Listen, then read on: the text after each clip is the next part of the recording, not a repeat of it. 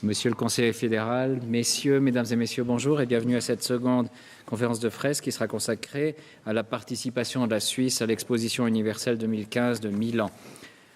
Aux côtés de monsieur le conseiller fédéral, j'ai le plaisir d'accueillir sur ce podium quelques personnes que je souhaite vous présenter. Vorrei presentare les rappresentanti del Cantone Ticino che sono qui con noi per assistere a questa conferenza stampa. Abbiamo il delegato del Cantone Ticino, il signor Luigi Pedrazzini, che è anche coordinatore dei 4 cantoni del San Gottardo, e abbiamo il signor Claudio Lardi, il delegato del Cantone Grigioni. Aux côtés de monsieur le conseiller fédéral, également présent sur ce podium, monsieur Nicolas Bidot, l'ambassadeur et chef de présence suisse. Monsieur le conseiller fédéral s'exprimera en premier. Il sera suivi par les exposés des représentants des cantons, ainsi que par celui de M. Bidot. Et à la fin, nous prendrons bien sûr vos questions et vos réponses. Monsieur le conseiller fédéral, vous avez la parole. Merci. Bonjour à tous. On va donc vous parler de la participation de la Suisse à l'exposition universelle de Milan en 2015. Aujourd'hui, on a pris 2 décisions concrètement. On a transmis le message concernant cette exposition universelle de Milan au Parlement. Et puis, on a nommé également le commissaire général de l'exposition, qui sera M. Dante Martinelli, qui est actuellement l'ambassadeur-chef de la mission ONU, Organisation internationale à Genève, et qui va remplacer cet été l'actuel commissaire qui a commencé le travail, M. Roberto Balzaretti, qui va donc prendre ses fonctions comme ambassadeur-chef de la mission auprès de l'Union européenne à Bruxelles. 2 Tessinois d'ailleurs. L'un chassant l'autre, mais on le retrouvera donc à Bruxelles. 2 décisions qui confirment un dossier qui va de l'avant. Il y a déjà 2 ans que le Conseil fédéral avait décidé de participer à cette exposition universelle. Et il y a à peu près 6 mois, le Conseil fédéral avait réservé l'emplacement sur place, vraiment un emplacement d'ailleurs particulièrement bon, puisque nous serons à côté, aussi dans l'exposition, pas seulement dans l'Europe, dans l'exposition sera aussi à côté de l'Italie, donc du stand de l'Italie. Ce projet, mesdames et messieurs, il s'intègre à notre sens pratiquement, idéalement dans la stratégie de politique étrangère du Conseil fédéral. On peut le dire un peu, ça fait un peu drame grec, mais il y a une sorte d'unité de temps, unité de lieu et unité d'action. L'unité de lieu, d'abord, nous avons dans la stratégie de politique étrangère de la Confédération décidé de donner la première priorité aux pays voisins, évidemment aussi à l'Italie, et de chercher à régler le plus possible et le mieux possible et le plus vite possible les problèmes transfrontaliers. On l'a encore vu la semaine passée avec la décision de la Suisse et de l'Italie de relancer un dialogue pour les questions fiscales et financières qui était bloqué jusqu'à présent et qui repart maintenant. Donc le but réellement, c'est d'améliorer ces relations bilatérales, transfrontalières, sur les problèmes transfrontaliers, en particulier avec nos voisins, tout spécialement avec les grands voisins, puisqu'on n'a passablement de pain sur la planche dans ces dossiers. Alors, avec cette exposition, en fait, on est vraiment dans le même thème, on est tout près de la Suisse et on a la possibilité de marquer clairement cette volonté, non seulement de dialogue, mais de collaboration entre la Suisse et l'Italie. Donc, unité de lieu, unité de temps aussi, parce que cette exposition a donc lieu en 2015. On la prépare maintenant. On a aussi un programme d'accompagnement qui va sur toute cette période et même un petit peu au-delà, puisqu'il s'étend de 2013 à 2016, le programme Verso l'Expo, dont on vous parlera certainement un peu plus après. Et il y a donc une grande proximité ou une grande unité avec la durée de la stratégie, fixée aussi par le Conseil fédéral à cette période 2012-2015. Unité d'action, enfin. Le thème, c'est Nutrire il pianeta energia per la vita, nourrir la planète, énergie pour la vie. C'est donc toute la problématique de l'alimentation, la sécurité, la santé en matière d'alimentation, toute la problématique de l'innovation en général, des solutions innovantes dans les défis globaux, toute la problématique également de la solidarité et de la responsabilité dans ces domaines-là. Et tous ces termes et tous ces éléments-là se retrouvent exactement, pratiquement tels quels dans la stratégie du Conseil fédéral. Donc on a un projet qui s'intègre particulièrement bien à la volonté du Conseil fédéral en matière de politique étrangère. Et puis on a cette relation avec l'Italie, qui est une relation de proximité quasi tous azimuts. Proximité culturelle, tout d'abord. La proximité culturelle, c'est évidemment en particulier une proximité linguistique, peut-être un peu inconnue ou méconnue, parce qu'une étude qui a été faite l'année passée a démontré étonnamment que les Italiens ne savaient pas vraiment qu'il y avait une proximité linguistique avec la Suisse. Bon, évidemment que c'est qu'une partie de la Suisse qui vit pleinement la langue italienne, mais quand même, c'est les deux pays qui ont ces langues officielles, c'est la Suisse et l'Italie. Et l'enquête a démontré qu'au fond, les Italiens, ils avaient plutôt l'impression d'être proches sur le plan linguistique avec les Espagnols, les Portugais et les Français, pas tellement avec les Suisses. Ce sera aussi l'occasion peut-être d'un point de vue culturel et notamment linguistique de rappeler cette proximité, en plus avec ce nombre très impressionnant de personnes venant de l'Italie qui habitent en Suisse, avec tous les partenariats aussi et jumelages qu'il y a entre les cités de Suisse et d'Italie. Bref, il y a vraiment beaucoup du point de vue culturel. Du point de vue géographique, la proximité est bien connue. Une grande frontière avec l'Italie, une longue frontière. En revanche, un trajet très court entre la Suisse et Milan. Donc on est quasi tout de suite à Milan depuis Lugano. On est aussi tout de suite, ou bientôt tout de suite à Milan, selon qu'on prend le Lötschberg ou le futur Gotthard. On a vraiment des distances maintenant qui se vivent différemment depuis qu'on a ces liaisons quand même meilleures et de plus en plus rapides. Donc proximité géographique. Et puis la proximité économique qui est évidente. On ne sait pas toujours non plus cela, mais l'Italie, c'est le partenaire numéro 2 de la Suisse, avant la France, en termes d'échanges économiques. Donc il est à peu près au même niveau, mais un petit peu devant. Évidemment, l'Allemagne, premier partenaire pour les échanges économiques, mais l'Italie vient en deuxième et la France en troisième.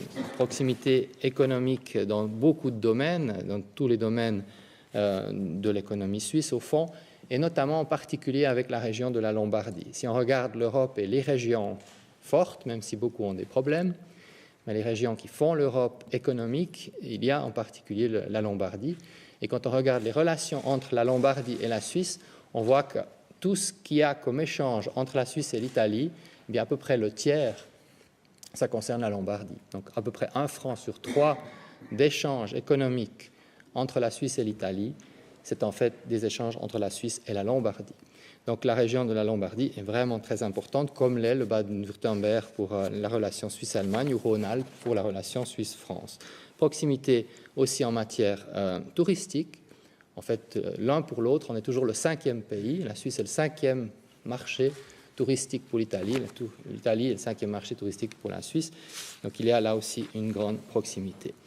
Beaucoup de raisons donc d'avoir une participation à cette expo qui va, du point de vue pratique, exister dans 3 ans, quasiment jour pour jour et pendant 6 mois, du mois de mai au mois d'octobre 2015, sur le thème dont je vous ai parlé, nourrir la planète, énergie pour la vie, avec une participation qui est attendue de l'ordre de 120 pays, avec des organisations internationales, etc. Actuellement, il y a déjà 2 bons tiers de ces 120 pays qui sont en quelque sorte sous contrat ou annoncés pour cette exposition. Et je vous l'ai dit, donc la Suisse qui s'est annoncée assez rapidement, de manière aussi à pouvoir avoir cet emplacement privilégié dans le cadre de l'exposition. Je crois que vous verrez tout à l'heure une présentation de l'emplacement sur le site futur de l'exposition. Les personnes qui visiteront l'exposition sont attendues au nombre d'environ 20 millions. Bon, ça c'est des chiffres d'attente, tout ça maintenant doit encore se développer. Ce qu'on peut dire, c'est que par rapport à d'autres expositions du même type, il y a passablement de personnes qui viennent de l'étranger. 25%, c'est relativement beaucoup par rapport à d'autres expositions, si on compare par exemple avec Shanghai. Et dans ces personnes qui viennent de l'étranger, la grande partie est attendue de Suisse. Donc on voit bien la proximité, elle est évidemment aussi très forte dans ce cadre-là. Je vous passe la liste des pays, mais il y a à peu près tout le monde. Il y a évidemment tous les voisins de la Suisse déjà. Et il y a aussi beaucoup de pays de toutes les régions du monde qui sont déjà en principe présents sur le site ou qui le seront, bien évidemment, en 2015. Le thème, je vous l'ai dit, si on le décline ou si on regarde sa déclinaison, on voit au fond qu'à nouveau, il y a une grande unité avec la stratégie du Conseil fédéral parce que les thèmes déclinés tournent autour de la science et de la technologie, de l'innovation et également de la politique de développement, je dirais au sens large, dans le domaine évidemment surtout de l'alimentation, mais ça a toute une série d'effets sur d'autres dossiers comme la santé en particulier. Et ces éléments-là se retrouvent aussi comme priorité dans le cadre de la stratégie du Conseil fédéral. Donc aussi, quand on décline, on arrive sur les mêmes conclusions. Et pour le Conseil fédéral, c'était vraiment un élément important pour développer ce dossier. Rapidement, les finances. Le budget global est de 23,1 millions de francs. La part de fonds de tiers, donc l'économie privée, mais les cantons aussi qui sont présents aujourd'hui, que je salue particulièrement, qui expliqueront pour ceux qui sont présents aujourd'hui un petit peu leur vue dans cette exposition à Milan, eh bien, il y a aussi les cantons qui font partie de ces fonds de tiers et les villes qui peuvent aussi avoir un rôle à jouer, devraient représenter à peu près 8 millions de francs, ce qui donnerait donc une dépense nette pour la Confédération de 15,1 millions de francs. C'est possible qu'on ait davantage de partenaires. À ce moment-là, si on dépassait les attentes actuelles, minimales, eh bien, on pourrait imaginer un agrandissement. Le projet se prête à ces agrandissements sous forme de modules. Et puis, à titre de comparaison, vous avez les chiffres de Shanghai. C'était à peu près la même chose. Un peu plus de budget global, mais peu, 400 000 francs de plus, 23,5 millions. Un petit peu moins de fonds de tiers, donc un coût net à la Confédération légèrement supérieur, mais c'est très comparable au fond à ce que la Suisse avait consacré à Shanghai pour l'exposition qui a eu lieu en 2010. Enfin, il y a deux grands domaines pour cette intervention de la Confédération et de ses partenaires, en particulier des cantons. Il y a le pavillon suisse, bien sûr, mais il y a aussi le programme d'accompagnement. C'est donc ce programme qui s'intitule Verso l'Expo Milano 2015 et qui se fait avec toute une série de partenaires et qui se déroule de 2013 à 2016, avec un groupe de travail qui inclut les dimensions en particulier touristiques et culturelles dans l'opération. Voilà, on peut conclure en disant en une phrase que c'est vraiment une chance. Milan 2015 est une chance pour la Confédération, pour la Suisse, dans la mesure où elle peut réellement non seulement se présenter, mais démontrer la réalité d'un pays attractif, solidaire et responsable devant les défis globaux, qui correspond encore une fois largement à ce que nous souhaitons précisément mettre en avant. Donc on a la chance avec ce projet de pouvoir au fond l'utiliser comme vecteur du principal message de la politique étrangère de la Suisse. Voilà, je passe directement la parole ou je la redonne au chef de cérémonie. C'est égal. Hein? Donc, c'est égal. C'est peut-être mieux, il fera ça mieux que moi. Merci, Monsieur le Conseil fédéral. Donc, je passe immédiatement la parole à Monsieur Luigi Pedrazzini. Io ringrazio il signor Consigliere federale, signore e signori, per l'invito e anche per l'opportunità che mi è data di rivolgervi alcune brevi considerazioni a nome del Canton Ticino. Le Canton du Tessin a beaucoup apprécié l'engagement de la Suisse, de la Confédération, dans l'exposition de Milan 2015 et apprécie, salue positivement le fait aujourd'hui qu'on présente le message, donc on concrétise cette volonté de participer d'une façon qualifiée à cette exposition mondiale. Cette appréciation, cette joie du canton du Tessin a des différentes raisons. On est convaincu que la présence, l'engagement de la Suisse à Milan permettra aux Suisses, à l'économie suisse, de mieux connaître l'Italie, de mieux connaître la Lombardie, de mettre à côté certains préjugés qui résistent dans le temps malgré les chiffres qu'on a vus ce matin encore mettent en évidence une relation très forte entre la Suisse et l'Italie. Donc c'est très important de permettre aux Suisses de connaître mieux cette réalité, ce qui va aussi mieux permettre de développer une vision stratégique de notre pays vers les pays voisins, pas seulement en direction nord, est, ouest, mais aussi en direction sud. La deuxième raison, c'est que la Suisse va être mieux connue en Italie, et le Tessin aussi. Je crois qu'il y a des études qui démontrent que c'est nécessaire aujourd'hui de travailler sur l'image de notre pays en Italie pour l'améliorer, pour donner une connaissance aux Italiens de la Suisse qui est beaucoup meilleure, aussi en vertu de relations entre notre pays et l'Italie. Et je crois que là, c'est très important d'investir pour améliorer encore les signaux positifs qui sont arrivés il y a quelques jours dans les relations entre la Suisse et l'Italie. La Suisse italienne ne peut que jouir de profiter positivement de cette évolution. La Suisse italienne, évidemment aussi le Tessin, parce que notre région va valoriser son rôle de région centrale, pas périphérique, dans les relations entre l'Italie et la Suisse. Et c'est une vision importante du canton du Tessin d'être une région pont pour améliorer, pour valoriser les relations internationales entre notre pays et l'Italie.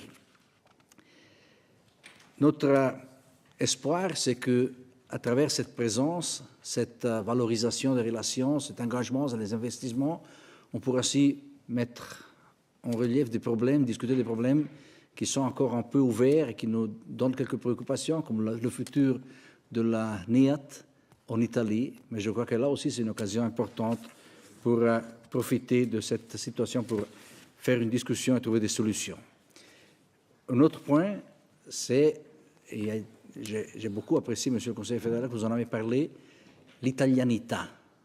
Le fait qu'on peut finalement nous présenter en Italie comme le seul pays, Italie à part, où la langue italienne a une dignità istituzionale. Et on s'attend que un peu tout le discours de la présence suisse à Milan gardera au centre cette vision de italianità qui, à notre avis, est très importante. Le Tessin, de sa part, va prendre toutes ses responsabilités. Il a commencé une discussion très importante avec les cantons du Grison, Valais et Uri pour une présence commune à l'intérieur du pavillon de la Suisse à Milan. Et on a constaté avec plaisir qu'il y a cette volonté de coopération de la région du Gotthard. Donc on a aussi la possibilité, là où on parle des sources de la vie, de nous présenter comme Regione del San Gottardo, qui est quand même une des régions du point de vue des sources importantes. Pensez seulement à l'eau, une des régions plus importantes de l'Europe. Et on va travailler et on va être présent avec engagement, avec enthousiasme.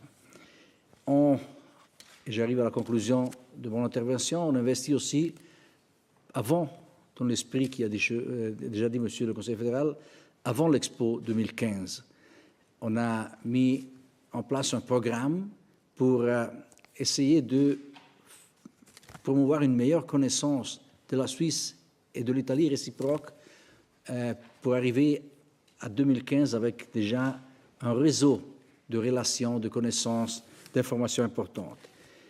Je peux vous assurer que le discours Expo 2015 au Tessin est un discours très actuel. On a lancé, et c'est la dernière information que je vous donne, on a lancé un concours d'idées. On a demandé ouvertement qu'est-ce que vous voulez réaliser pour renforcer, pour améliorer, pour mieux coordonner les relations entre la Suisse et l'Italie sur le plan de la culture, de l'économie, de la société en général, de l'académie, de la science. Et il y a eu 95 projets qui sont rentrés. Donc, une réponse qui nous démontre qu'il y a quand même une forte sensibilité envers ce thème, ce projet. Et c'est une raison de plus pour être reconnaissant au Conseil fédéral pour l'engagement qu'il a démontré dans cette histoire. Merci. Merci, Monsieur le délégué. Je passe immédiatement la parole à Monsieur Luigi Pedrazzini, le délégué du... pardon, à Monsieur Claudio Lardi. Vous venez de parler, excusez-moi, Monsieur Claudio Lardi, le délégué du canton des Grisons. Un cordiale benvenuto anche da parte mia. Ich fahre weiter in der Schweiz meistverbreiteten Fremdsprache, Hochdeutsch. Zum Gesagten hinzufügen will ich 3 Gedanken. Erstens, die Kantone Graubünden, Ticino, Wallis und Uri sind sich bewusst, dass die Expo 2015 in Milano die Gelegenheit bietet, unsere Präsenz und Bedeutung auf der europäischen Nord-Süd-Achse zu stärken. Zweitens. Mit diesem Projekt wollen wir zeigen, dass 4 souveräne Kantone miteinander und in bester Abstimmung mit der Eidgenossenschaft kooperieren. Einen ersten Schritt ist unsere Wahl von Netwer CH als Projektplanung. Wir hoffen auf Synergien. Drittens, wer weiß, vielleicht gelingt es uns, einen Fahrtupfer im Schweizer Pavillon zu setzen. Vielleicht gelingt es uns sogar, im Expo-Kontext präsent zu sein. Was wir vor allem wollen, ist, die negativen Klischees, die über unsere Region existieren, entkräften und die positiven betonen. Persönlich und wir alle sind extrem motiviert per fare bella figura. Siamo motivati per questa avventura. Maintenant, M. Nicolas Bidot, chef de présence suisse, s'exprime sur le projet lui-même, sur son détail. Merci, Monsieur le chancelier. Je passerai vous présenter directement le projet. J'aimerais juste 2 secondes vous localiser un petit peu cette expo dans la zone de Milan. Voilà, pour ceux qui connaissent Milan, on est à une quinzaine de kilomètres au nord-ouest de la ville de Milan. On est près de la gare de Rho. Pour ceux qui viennent en Italie depuis Lötschberg, Simplon, vous passez cette gare 10 minutes avant d'arriver à Milano Centrale. Juste à gauche du rond rouge, vous avez ces toits blancs, c'est la Fiera di Milano, qui est connue notamment parce qu'elle monte dans le domaine du design et l'immeuble. On est à donc 15 minutes, 10 minutes en transport public. Le site lui-même de l'expo, et là vous le voyez en 2015, c'est une petite ville, comme disent les organisateurs, une petite ville de 1,5 km de large et de 500 mètres de 1,5 km de long, 500 mètres de large. C'est la réflexion de plusieurs architectes, notamment Herzog de Meuron, et le petit emplacement rouge, c'est nous. Il faut savoir que dans une expo, il y a toujours un cœur, il y a toujours un endroit qui est un peu plus fort que les autres. C'est là que les gens visitent en premier lieu. Je pense qu'on est dans le cœur, parce qu'on est dans la zone qui est proche du pavillon italien, comme l'a dit le Conseil fédéral, mais aussi on est dans la zone où les pays importants, c'est des pays qui sont plus importants évidemment, mais on sera près de l'Italie, près des régions de l'Italie qui se présenteront ici, et les Allemands nous ont tout juste suivis, juste après nous, mais sont à côté de nous, donc il ne manquerait plus que l'Autriche, là, puis on est vraiment dans une reproduction géographique de l'Europe. Le pavillon lui-même, et là, je me déplace ici. Vous avez une vue qui est constituée par les architectes. Et là, vous avez la maquette que vous pourrez visiter. Vous pouvez regarder tout à l'heure. Alors, pour nous, un pavillon, c'est beaucoup de choses. Dans une exposition, chacun a envie d'être le plus beau. C'est une sorte de concours de beauté. Et il s'agit effectivement d'essayer de gagner ce concours de beauté. Il faut être attractif. Il faut que les gens, avec le bouche-oreille, avec la propagande, Mund-zu-Mund propaganda, se disent « Ah, le pavillon suisse, où est-il ?» Vu qu'on est à côté de l'Italie, ça sera plus facile, mais il faut aussi être attractif. Il faut que ce soit sur le plan architectural, sur le plan des émotions, quelque chose qui attire les gens. Puis une fois qu'on a attiré les gens, il faut dire des choses. Donc tout est dans l'équilibre entre un endroit attractif, une pièce d'architecture attractive et la possibilité de faire passer les messages sur le thème et sur les différents partenaires avec lesquels on travaille.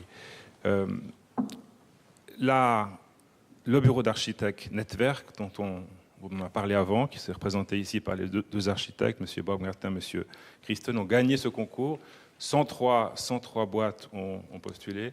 Ils ont été les vainqueurs. Ils ont convaincu le jury par la qualité de l'architecture, par l'attractivité, par le potentiel de communication que donne ce pavillon, mais aussi avec l'intelligence, avec la réflexion qu'ils ont proposée sur les différents thèmes de l'expo. Alors, il fait 140 mètres de long, il fait 30 mètres de large, il il y a 2200 mètres carrés de bois suisse, il y a 1000 mètres carrés de gazon italien, mais ils m'ont promis de planter ça et là des fleurs de Suisse, donc on ne perd pas de vue les fleurs de montagne si possible.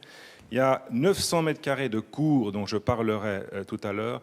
Le principe, vous le voyez, c'est le principe d'un pavillon très ouvert, et c'est souvent ce qui a fait la force de la Suisse dans les autres pavillons, cette possibilité qui est proposée aux visiteurs de rentrer ouvertement dans le pavillon, de ne pas avoir à faire immédiatement une queue, mais de pouvoir profiter des espaces publics ça et là. Donc, on a des espaces publics qui sont là, qui sont la plupart du temps sur les zones de bois. Un premier espace public ici, qui est le restaurant. Un deuxième espace public ici, qui est un lieu d'exposition non permanente.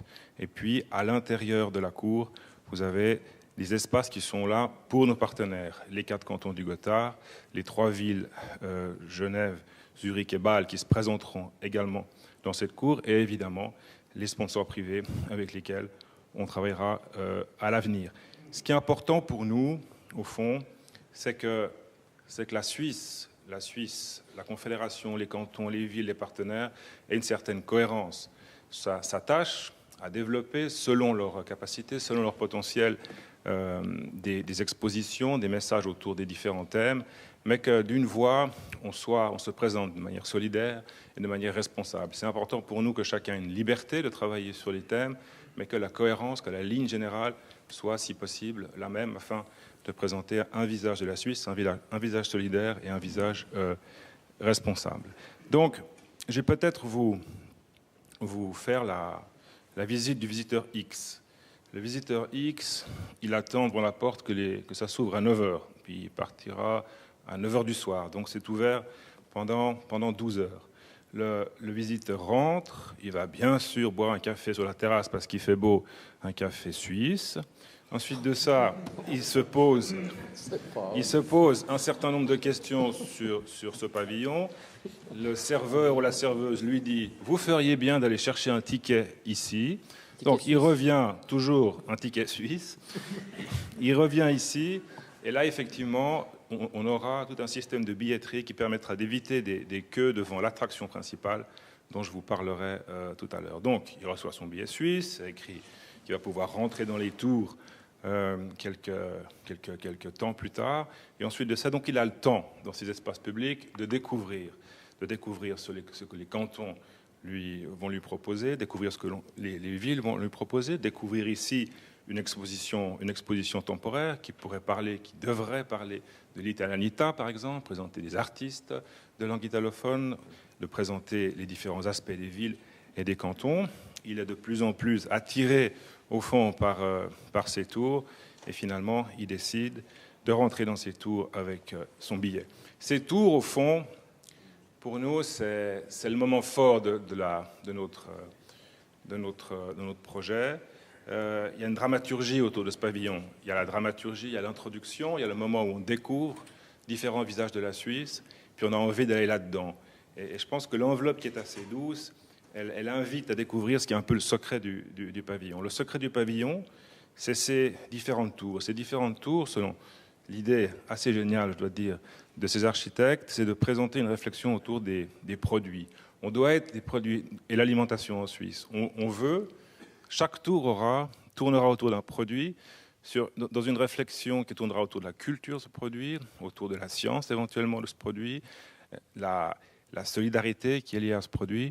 Et au fond, chaque visiteur pourra s'emparer du produit, ce qui fait que le niveau des tours va bouger tout au long de l'exposition.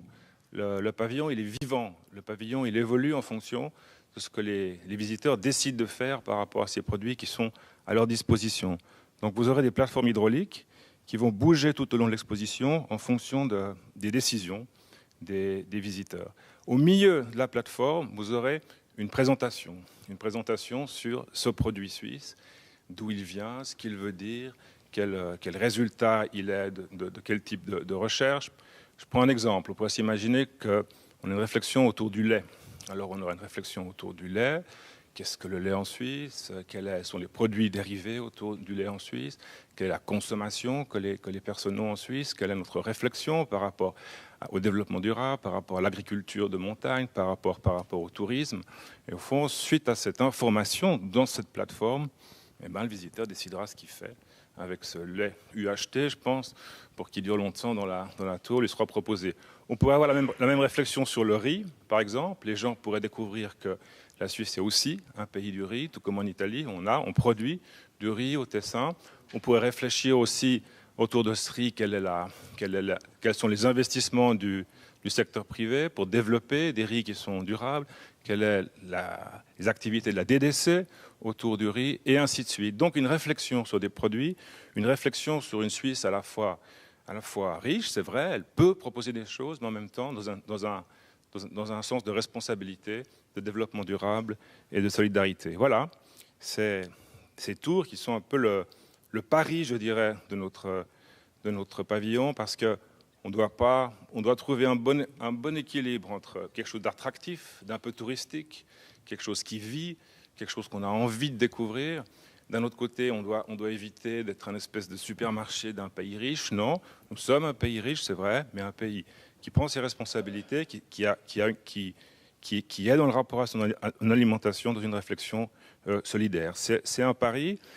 C'est un pari qu'on veut donner, et c'est aussi toute cette plateforme, la possibilité pour nous de travailler sur cette image. Comme vous l'avez dit avant, les Italiens nous connaissent peu, le monde parfois nous connaît pas très bien, on ne connaît pas tous les aspects de la Suisse, ils nous trouvent un petit peu, c'est l'étude, hein, un petit peu fermés, un petit peu ennuyeux. Non, on n'est pas fermé, on ouvre, on a des idées, on a envie de communiquer sur notre image, sur notre façon de voir les choses, mais également de montrer que dans la recherche, montrer que dans la coopération entre nous, on est une Suisse forte. Voilà.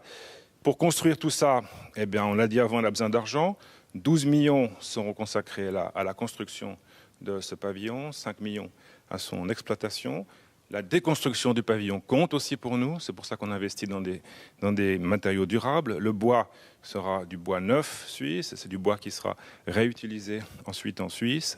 Les tours sont faites en acier et en verre. Et les tours, on est en train de voir avec certaines villes, de manière à proposer ces tours pour développer ce que vous connaissez peut-être, tout ce urban farming, c'est-à-dire toute cette tendance pour les villes de développer leurs propres produits d'agriculture. Voilà, c'est une réflexion sur ces thèmes, c'est une réflexion sur la Suisse. Pour nous, on peut dire énormément de choses. Bien sûr, l'agriculture sera forte là-dedans. Bien sûr, le tourisme sera fort. À nous de réussir.